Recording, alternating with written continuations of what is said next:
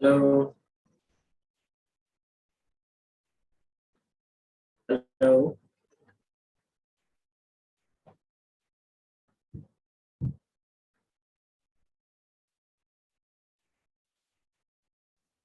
Good afternoon, class. Hello. Good afternoon. Good afternoon. Good afternoon ma'am. बेटे अभी आपकी English की क्लास होने जा रही है, सर लेंगे, ठीक है? Okay ma'am. सर आप कंटिन्यू कीजिए। Okay.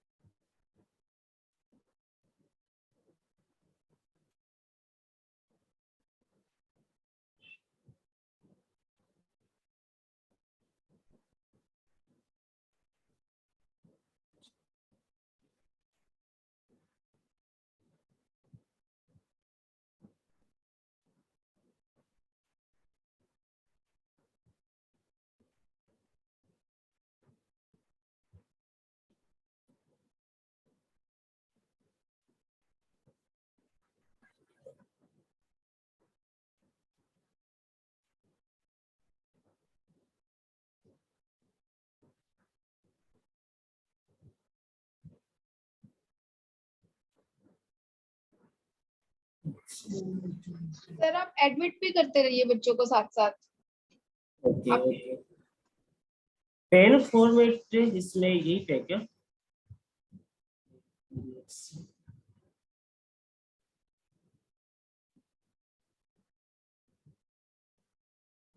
What's going on?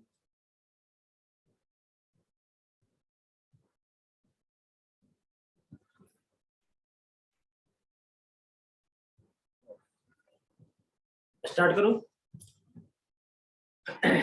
Hello. Yes sir. चलो स्टार्ट करता हूँ. क्या पढ़ना है? इंग्लिश.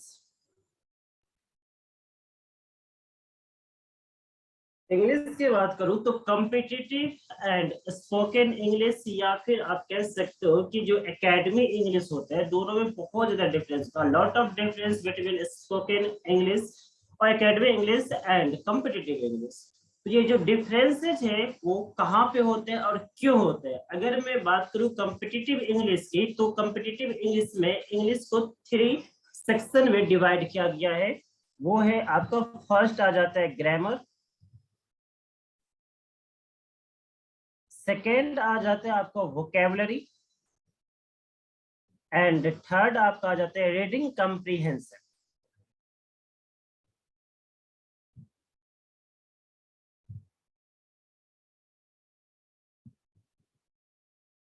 अब यहाँ पे देखो grammar, vocabulary and reading comprehension, तीनों के बीच में क्या?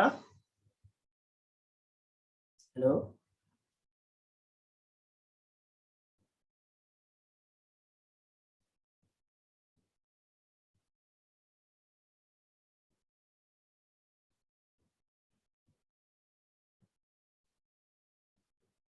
ग्रामर, वोकेबलरी और रीडिंग कम्प्रिहेंशन। ग्रामर के अंतर्गत मैं बात करूं तो कौन कौन सा टॉपिक्स आ जाता है? फॉर एग्जांपल आपको आ जाएगा parts of speech, nouns. Part of speech की बात करूं तो nouns, pronouns, verb, adverb, adjectives, preposition, conjunction, interjections.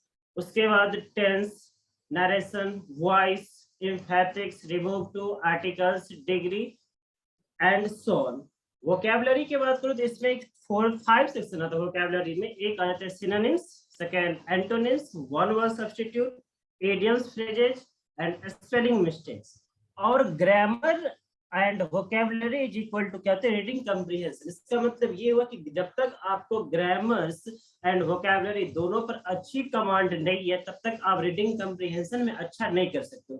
Reading कम्प्रिहेंशन की बात करूं तो इसमें किस टाइप्स के क्वेश्चन आते हैं? फॉर एग्जांपल क्लोज टेस्ट या फिर PQRS या फिर पैसेज।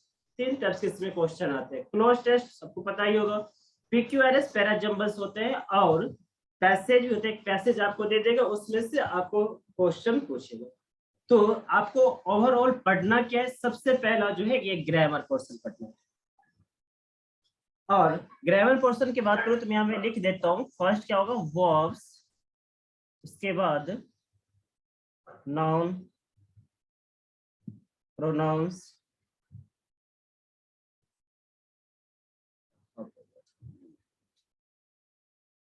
सॉरी चलो,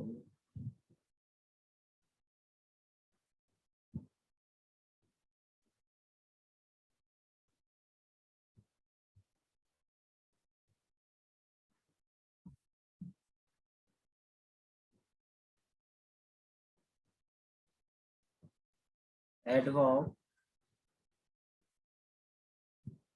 adjectives, conjunction,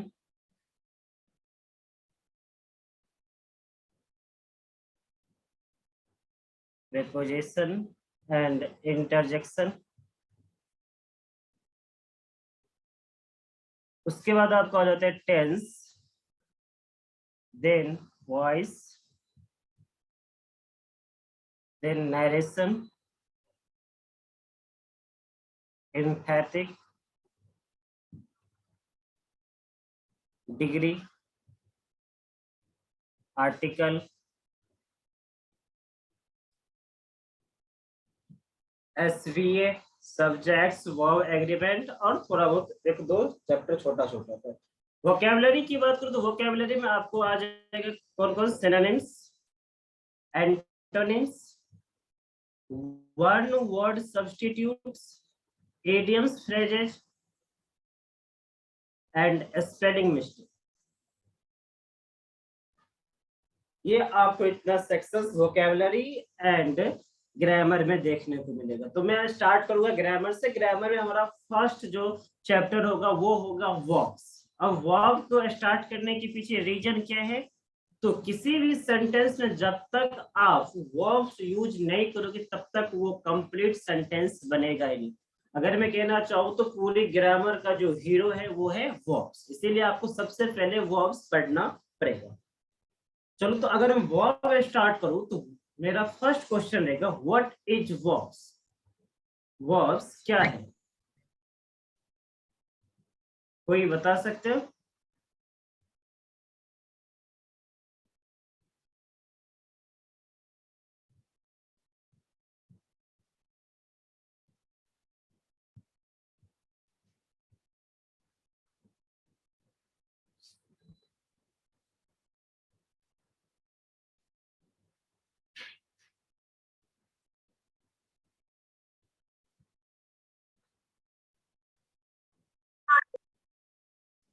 what is verbs? क्या होते हैं? Verb is a doing word. Verb क्या है?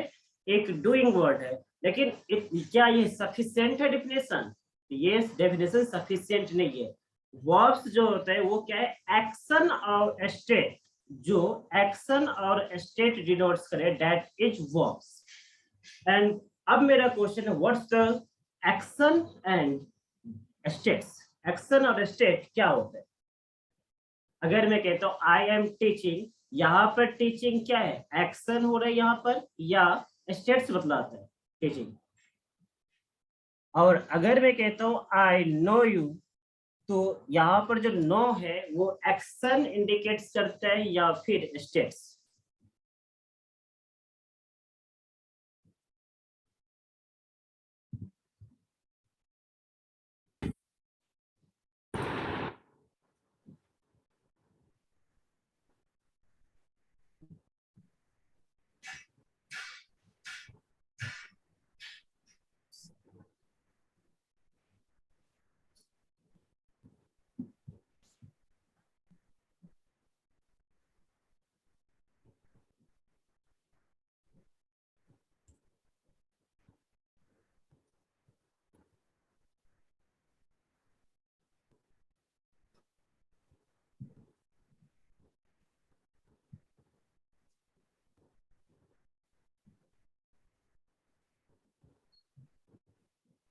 Action and state.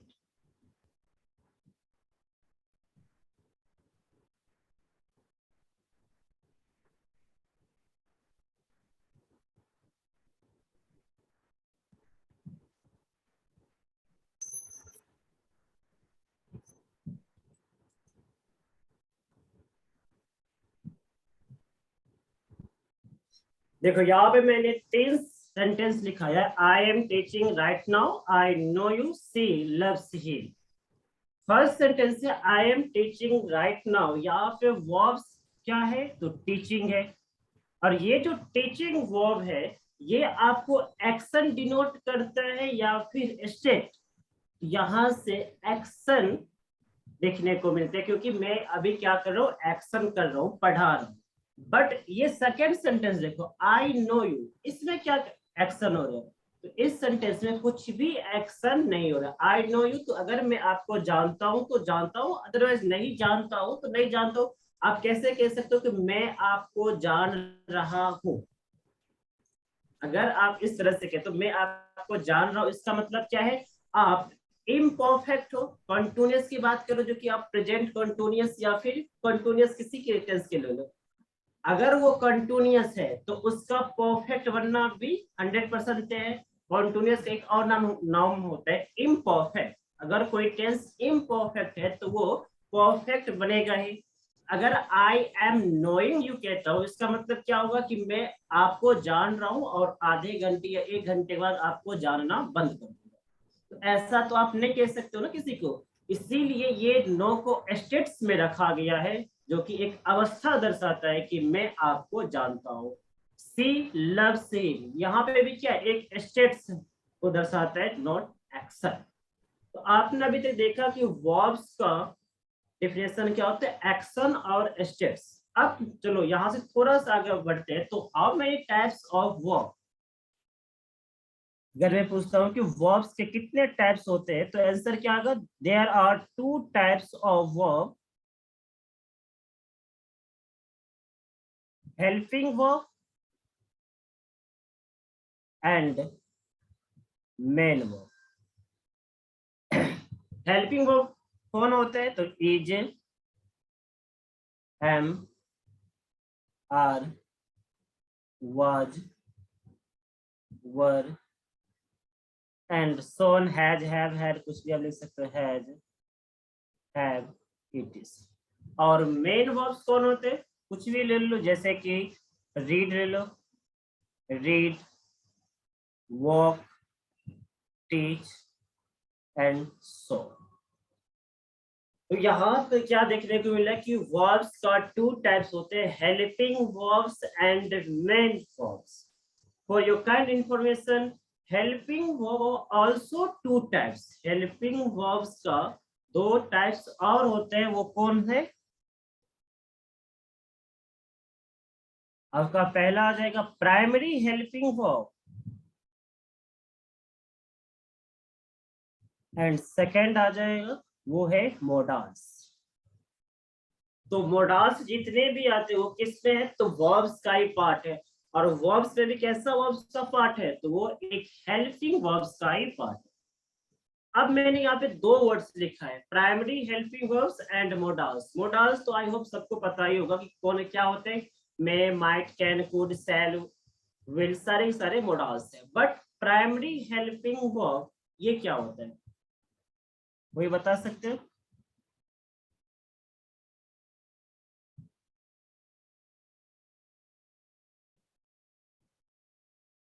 Primary helping verb. There are three types of three primary helping verb. That is be, do and have. कौन कौन आता है इसमें? तो ये इसमें तीन होते हैं. एक होता है be, सेकेंड होता है do and थर्ड होता है have.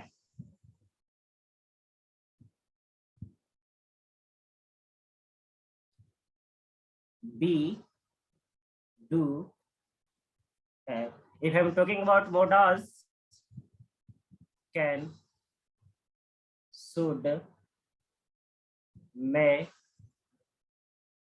might and so on, it is लिख देता हूँ.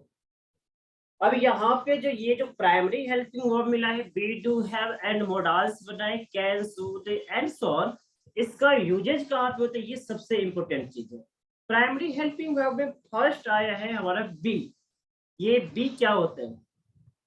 B it's a base form of verb. अब मेरा क्वेश्चन है ये बेस फॉर्म क्या होता है, किसी को पता है? बेस फॉर्म आप जनरली कह सकते हो कि V1 फॉर्म्स होते हैं. फॉर एग्जांपल अगर मैं बोलूं वॉक, वॉक का बेस फॉर्म क्या है? तो वॉक ही है. V1 फॉर्म्स क्या हो जाते हैं? Walk. V2 forms walked, V3 walked, V4 walking and V5 वॉक्स. लेकिन बी का अगर मैं वर्ब फॉर्म बनाना चाहूं तो आप कैसे बनाओगे? तो बी का अगर मैं, ये बी क्या है? बेस फॉर्म है. एक पूरे इंग्लिश ग्रामर में एक बी के लिए ही बनना है बेस फॉर्म. बेस फॉर्म मतलब जो शुद्ध फॉर्म्स होते हैं, जहां जिसको आप कह सकते हैं रूट फॉर्म्स है, जहां से इसका जो है उत्पत्ति होता है वो दैट इज बेस फॉर्म. तो बी का अगर मैं वर्ब फॉर्म लिखना चाहूं तो V1, V2, V3, V4 and V5. B का V1 फॉर्म्स क्या होते हैं? ये होते हैं M and R. V2 forms was, were. V3 forms been, V4 being and V5 क्या होते हैं? ये हो जाते हैं is. और जितने भी दूसरे वर्ब्स की बात करो, कोई सा भी ले लो, जैसे मैं अगर डू का ही बात करूं तो डू क्या है? ये बेस फॉर्म भी है और V1 फॉर्म्स भी है. तो आप कह सकते हो कि base form is equal to V1 form except in the sense of B.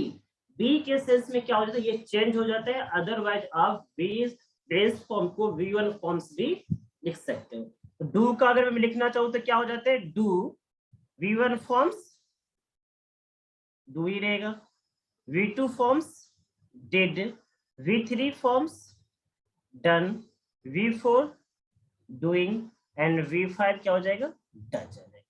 वैसे ही अगर मैं हैव की फॉर्म्स को लिखना चाहूं तो हैव का V1 forms have, V2 had, V3 had, V4 having and V5 क्या हो जाएगा? हैज. ये था तीनों के तीनों प्राइमरी हेल्पिंग वर्ब, जिसका मैंने यहाँ पर वर्ब फॉर्म्स लिख दिया. अब इसका वर्क कहाँ पे होता है और कैसे होता है? तो primary helping verbs work as helping verb as well as main verb. इसका मतलब ये हुआ कि ये जो बी, डू, हैव है, इसको आप हेल्पिंग वर्ब्स की तरह भी यूज कर सकते हो और मेन वर्ब्स की तरह भी यूज कर सकते हो. तो फर्स्ट हमारा पॉइंट क्या बन जाएगा कि बी, डू, हैव जो है works as helping verbs as well as main verbs. और यही चीज अगर मैं मोडाल्स में जाऊं तो वहां पर अपोजिट हो जाता है. Modals work as only helping verb. Modals को आप सिर्फ हेल्पिंग वर्ब्स की तरह ही यूज कर सकते हो, उसको आप मेन वर्ब्स की तरह कभी भी यूज नहीं कर सकते हो. लेकिन प्राइमरी हेल्पिंग वर्ब में ये प्राइमरी हेल्पिंग वर्ब में ऐसा क्या होता है कि आप हेल्पिंग वर्ब के साथ साथ मेन वर्ब्स की तरह भी यूज कर सकते हो. इसमें भी क्या होता है, मेन वर्ब्स की जरूरत है। It's need main verb. तो प्राइमरी हेल्पिंग वर्ब क्या हो जाएगा, ये works helping verb as well as main verb, it's need a main verb. और अगर मैं मोडाल्स की बात करूं,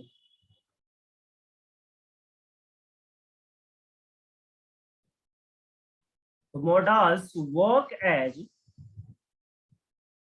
only helping verbs, it's need a main verb and its take a main verb in the form of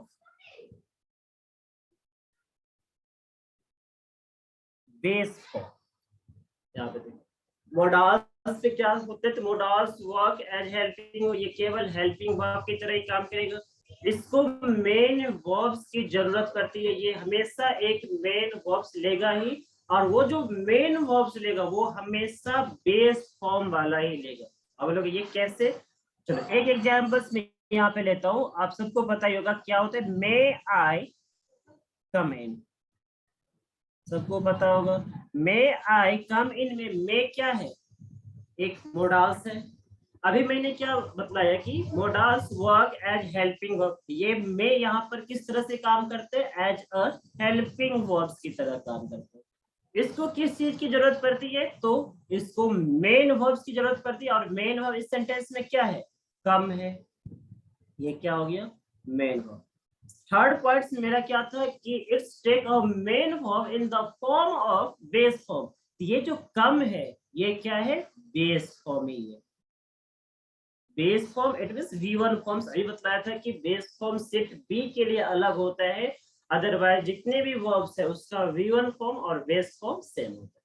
यहाँ पे तीनों की तीनों लाइंस प्रूफ हो गया कि modals take a main verb in the form of base form and work as only helping verb. एक और एग्जांपल्स ले लो, आई कैन डू इट, इसमें भी आप देखो आई क्या है, सब्जेक्ट्स है, कैन क्या है, तो मोडाल्स है। Modals need a main verb, यहाँ पे डू क्या है, तो ये है मेन वर्ब, और किस फॉर्म में आया है, तो बेस फॉर्म में आया। आपको ये चीज समझ में आया होगा कि मोडाल्स जब कभी भी कैसा भी सेंटेंस हो, अगर मोडाल्स आया है वो मेन वर्ब जरूर लेगा, वो किस फॉर्म में लेगा, तो बेस फॉर्म में। इसके बाद चलो मैं प्राइमरी हेल्पिंग वर्ब फिर से आऊंगा, क्योंकि वहां से क्वेश्चन बहुत ज्यादा रेज आ जाता है। अभी मैं पहले वर्ब्स की टाइप्स आपको पढ़ाता हूँ। तो अभी तक आपने कितने टाइप्स पढ़ा है, हेल्पिंग वर्ब और main verb, there are 3 primary helping verbs and modals. Primary helping verbs में भी कितने था, 3 पार्ट्स था, बी डू है। अब आ जाओ वर्ब्स का, फिर टू टाइप्स होते हैं।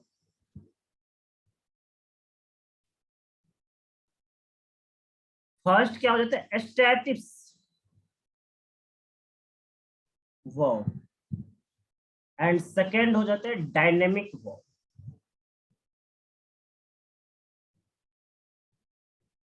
Static verbs and dynamic verbs. Static verbs also known as linking verbs. Linking verbs. अब इन दोनों के बीच में अंतर क्या होता है, ये समझो। स्टैटिक वर्ब्स या मैं अगर कहता हूँ लिंकिंग वर्ब्स, ये क्या होते हैं, और डायनेमिक वर्ब्स ये क्या होते हैं। जो स्टैटिक्स मतलब क्या होता है, जो स्टेट्स बतलाते हैं। जब से आपको मैंने पहले ही लिखा दिया था, जैसे कि अगर मैं बोलूं नो, ये क्या है, स्टैटिक वर्ब्स है। हेट,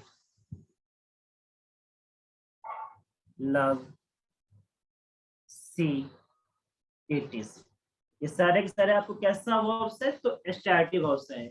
और डायनेमिक जो एक्शन डिनोट्स करते हैं, अब लिख सकते हो statics denote states, dynamic denotes action.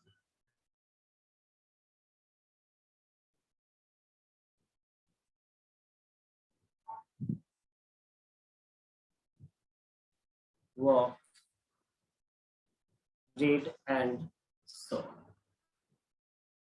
Statics क्या कहते हैं? Statics generally do not take ING form. Static verbs जो होते हैं वो जनरली जो है वो आईएनजी फॉर्म नहीं लेते हैं। फॉर एग्जांपल अगर मैं कहता हूं कि I am knowing you, I am seeing,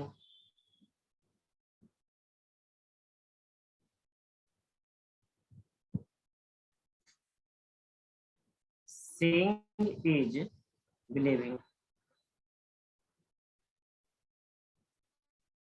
चलो मैंने 3 सेंटेंस लिखा है। आई एम सीइंग या फिर यहाँ पे लिखो आई एम लविंग यू।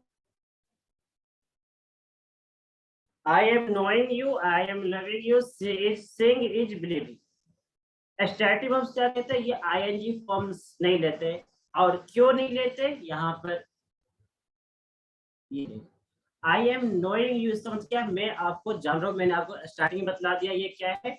तो इम्परफेक्ट सेंटेंस है, और इम्परफेक्ट अगर कोई भी टेंस हो या सेंटेंस हो वो उसको परफेक्ट वरना 100% तय रहता है। तो आप ऐसा नहीं कह सकते कि मैं आपको जानता हूँ और 1-2 घंटे के बाद जानना बंद कर दूंगा। ये सारे के सारे क्या है? एक स्टेट्स दर्शाता है। तो आप इसको आईएनजी फॉर्म में नहीं रखोगे। आई क्या हो जाएगा? आई नो यू। इसी प्रकार यहाँ पे क्या हो जाएगा? आई लव यू होता है, not I am loving you. But नीचे में मेरा एक सेंटेंस है वो है सीइंग इज बिलीविंग। कि क्या ये सेंटेंस सही है? और अगर सही है तो इसके पीछे रीजन क्या है? ये सेंटेंस जो है ये बिल्कुल सही है। आप बोलोगे अभी आपने लिखा है statics verbs generally do not take ING forms. मैंने वहां पर क्या यूज किया है? जनरली। इसका मतलब ये है कि कभी कभी यूज भी हो सकता है, लेकिन कब यूज हो सकता है? तो ये देखो सेइंग इज बिलीविंग क्या है? ये एक फ्रेजल वर्ब्स है। फ्रेज है मतलब इडियम्स एंड फ्रेजेज है उसमें आता है। इसका मतलब हिंदी में क्या होता है? प्रत्यक्ष ही प्रमाण है। तो जो इडियम्स एंड फ्रेजेज होते हैं उसमें आप कुछ भी चेंजेस नहीं कर सकते। फॉर एग्जाम्पल इडियम्स फ्रेजेज हो, यूनिवर्सल ट्रूथ हो, जनरल ट्रूथ हो, ये जितने भी ट्रूथ होते हैं उसमें आप चेंजेस नहीं कर सकते हो। ये बिल्कुल सही है। सीइंग इज बिलीविंग यहाँ पर सही है।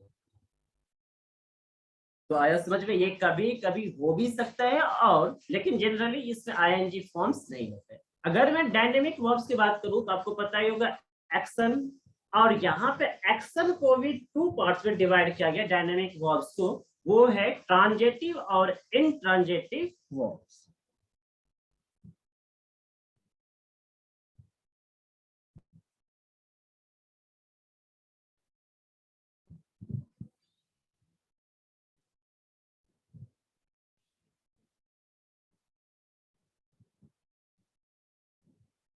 ट्रांजिटिव वर्ब्स सेकंड है इन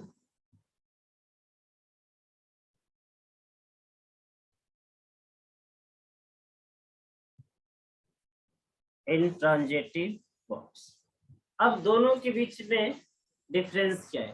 ट्रांजिटिव वर्ब्स अगर बात करूं जिसको ऑब्जेक्ट्स की जरूरत पड़ती है। फॉर एग्जांपल अगर मैं कहता हूं आई टीच, तो आपके मन में आता होगा कि नहीं क्या? व्हाट। तो आई टीच, आपने पूछा व्हाट, मैंने रिप्लाई किया इंग्लिश।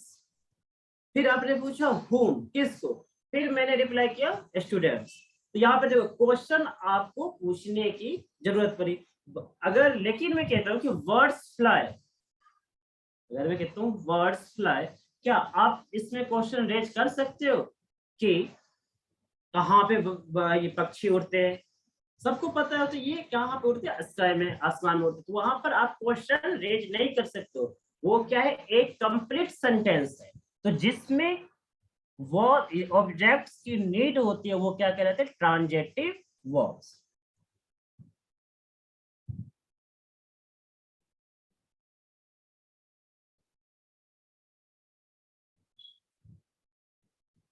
और जिसमें ऑब्जेक्ट्स की नीड नहीं होते वो क्या होते हैं? Intransitive verbs. अब ट्रांजिटिव वर्ब्स में यहाँ पर मैंने पूछा क्या? आई टीच, आपने बोला व्हाट, मैंने लिख दिया इंग्लिश। किसको? तो स्टूडेंट्स को।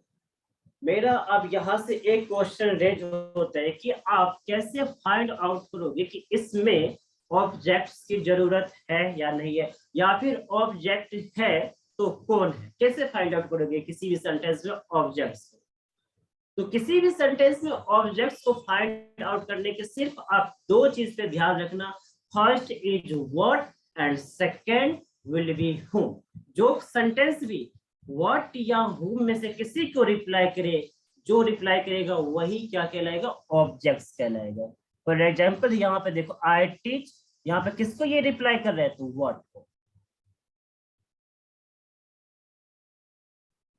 तो व्हाट को किसने रिप्लाई किया, इंग्लिश ने। इंग्लिश क्या हो गया, ऑब्जेक्ट्स हो गया। तो जिस सेंटेंस में ऑब्जेक्ट्स की नीड पड़ती है वो क्या कहलाते हैं, वो ट्रांजिटिव वर्ब्स। इस वर्ब्स को क्या कहोगे, ट्रांजिटिव वर्ब्स। और जिसमें ऑब्जेक्ट्स की नीड नहीं होती है वो वर्ब्स क्या हो जाते हैं, इंट्रांजिटिव या इंट्रांजिटिव सेंटेंस भी। यहां तक समझ में आया, आई होप यहां तक समझ में आया होगा। नेक्स्ट वर्ब्स का फिर टू टाइप्स होते हैं, वो है एक finite verbs and non finite.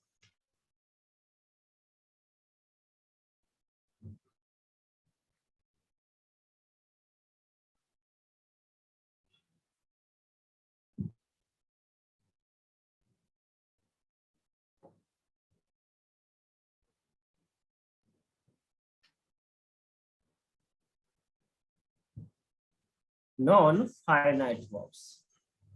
अब यहाँ पे मैं पहले एग्जांपल्स कुछ लिख देता हूँ, इससे आपको अच्छी तरह समझ में आ जाएगा। I love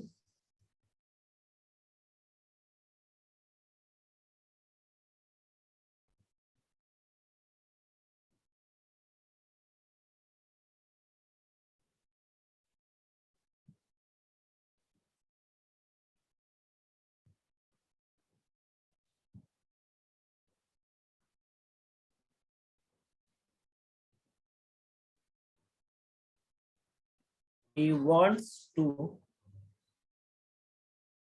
help him। Finite verbs क्या होते हैं और इनफाइनाइट वर्ब क्या होते हैं। फाइनाइट वर्ब वो होते हैं जो change according to tense, person and number. जो किसके अकॉर्डिंग चेंज हो, तो टेंस, पर्सन एंड नंबर्स के अकॉर्डिंग जो चेंज होता है, that is finite verbs. And non finite verbs क्या होते हैं, तो नॉन फाइनाइट्स का भी तीन टाइप्स होता है। वो क्या क्या कहलाते हैं, एक होता है gerund, participle and infinite. Gerund, participle,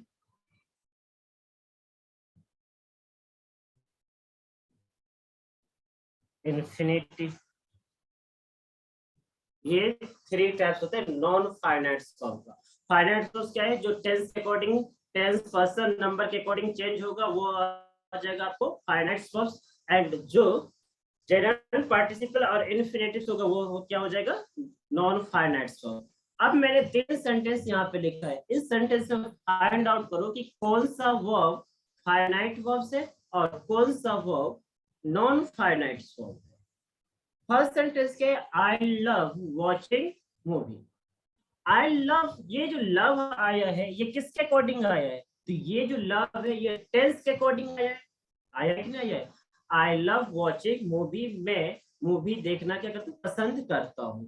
तो ये करता हूँ किस में आया, प्रेजेंट टेंस में आया, और प्रेजेंट टेंस में इसलिए यहाँ पे क्या आ जाएगा, लव आ जाएगा। तो ये किसके अकॉर्डिंग चेंज होगा, तो ये हमेशा टेंस, पर्सन एंड नंबर्स के अकॉर्डिंग चेंज होगा, जो कि यहाँ पर टेंस के अकॉर्डिंग चेंज हुआ है। इसलिए ये वर्ब का ऐसा वर्ब होगा, ये finite verb. But watching movie क्या है, ये जो वॉचिंग है ये आपका क्या हो जाएगा, ये आता है जेरंड कहलाता है। जब वर्ब्स में आईएनजी लगाते हो तो वो जेरंड्स की तरह काम करता है। तो आई लव वॉचिंग मूवी, तो ये जेरंड किस में आ जाएगा, नॉन फाइनाइट में। इट मींस वॉचिंग मूवी जो है, जो वॉच जो है वो किस में आ जाएगा, नॉन फाइनाइट वर्ब्स में। एंड लव किस में आ जाएगा, फाइनाइट वर्ब में। वैसे ही सी लव्स, ये किसके अकॉर्डिंग चेंज हुआ है? तो सी क्या है? Third person singular number, third person singular number takes singular verbs. और आपको पता होना चाहिए कि अगर नाउन में एस और ईएस ऐड करते हो तो वो क्या बन जाते हैं? ये प्लूरल नाउन हो जाते हैं। वैसे अगर वर्ब में एस और ईएस ऐड करते तो वो क्या बन जाते हैं? ये सिंगुलर वर्ब्स बन जाते हैं। तो अगर नाउन में एस और ईएस ऐड करते हो तो वो प्लूरल, वर्ब में एस और ईएस ऐड करते हो तो वो सिंगुलर वर्ब बन जाते हैं। यहाँ पर क्या है? सी लव्स, सी क्या है? Third person singular number, singular third person singular number takes singular verbs. Verb कैसा चाहिए? सिंगुलर वर्ब चाहिए। तो यहाँ पर वर्ब क्या है? लव है। लव में एस और ईएस लगाओगे तभी जाकर ये सिंगुलर वर्ब्स बनेगा। सो दैट्स व्हाई क्या क्या होगा यहाँ पर? सी के बाद लव में एस और यस लगाकर लव्स बनाएगा। तो ये लव्स जो है ये किसके अकॉर्डिंग चेंज हुआ? तो सी के अकॉर्डिंग, टेंस के अकॉर्डिंग। सो दैट्स व्हाई ये जो लव है वो कैसा वर्ब्स है? ये फाइनाइट वर्ब। एंड फिर वॉचिंग अगेन क्या आ जाएगा? Non finite verbs, that is gerund. He wants, he क्या है? Third person singular number. ये भी वांट्स क्या है? वर्ब है। Third person singular number takes singular verbs. और सिंगुलर वर्ब्स बनाने के लिए वर्ब में एस और एस जोड़ना पड़ेगा, इसीलिए वांट्स में एस जोड़ना पड़ा। तो ही वांट्स टू हेल्प। ये क्या है? देखो, जब कभी भी 2 प्लस V1 लिखा गया हो ये क्या होते हैं? इन्फिनेटिव कहलाता है। और इन्फिनेटिव किसका पार्ट्स होता है? तो नॉन फाइनाइट्स का ही पार्ट्स होता है। ये भी क्या है? Non finite verbs. ओवरऑल मैंने अभी तक आपको वर्ब्स का सारे टाइप्स बता दिया। कौन कौन है verbs? There are 2 types of verbs, helping verb and main verb. Helping verb also 2 types, primary helping verb and modals. Primary helping verb is be, do, have, and modals can, could, may, shall, should. Primary helping verbs work as helping verb as well as main verb, but modals work as only helping verb. Modals need a main verbs and modals takes a main verb in the form of base form. उसके बाद मैंने फिर verbs को 2 types में defined किया था। एक static verbs that is also known as linking verbs, and second dynamic verbs. Static verbs denote states but dynamic verbs denotes action. Static verbs do not take generally ing forms but dynamic verbs it depends, वो ing forms ले भी सकते हैं और नहीं भी ले सकते हैं। फिर उसके बाद dynamic verbs are also 2 types.